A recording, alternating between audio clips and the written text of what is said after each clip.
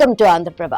ఏపీలో రాజకీయం మారుతున్నట్లుగా కనిపిస్తుంది. అధికార వైసీపీని గద్దదించడానికి విపక్ష తెలుగుదేశం పార్టీ కూటమి కూడుతుంది.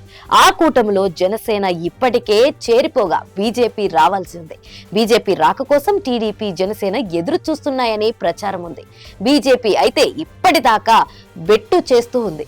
అయితే చంద్రబాబు నాయుడు బీజేపీ అడిగిన సీట్లకు గ్రీన్ సిగ్నల్ ఇచ్చారనే ప్రచారం జరుగుతుంది. కమలనాథులతో కూటమి పొత్తు ఖరారు కానున్నట్లు తెలుస్తోంది. ఏపీలో పొత్తు రాజకీయాలు కొత్త మలుపు తిరుగుతున్నాయి. ఇప్పటిదాకా టీడీపీ జనసేన మధ్య కుదిరిన పొత్తుల్లోకి తాజాగా బీజేపీ కూడా వచ్చి చేరుతున్నట్లుగా తెలుస్తుంది. ఈ మేరకు అన్ని సమీకరణలు కుదిరాయనే టాక్ వినిపిస్తుంది.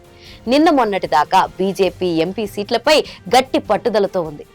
ఏపీలో మొత్తం 25 ఎంపీ సీట్లు ఉన్నాయి. అందులో గరిష్టంగా 10 సీట్లను పొత్తుల్లో తమకు ఇవ్వమని కోరిందని, అసెంబ్లీ సీట్ల విషయంలో బీజేపీ పెద్దగా పట్టింపులు లేవని కూడా ప్రచారం సాగింది.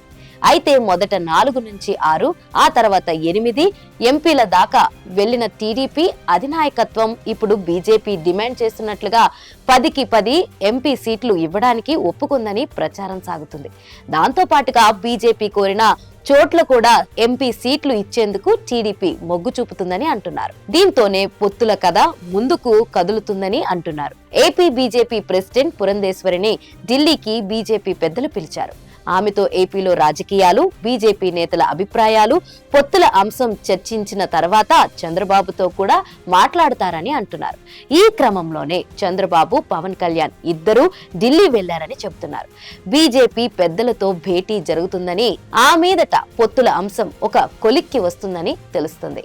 ఎన్నికల ప్రకటన వచ్చే వారంలో ఉంటుందని సమాచారం.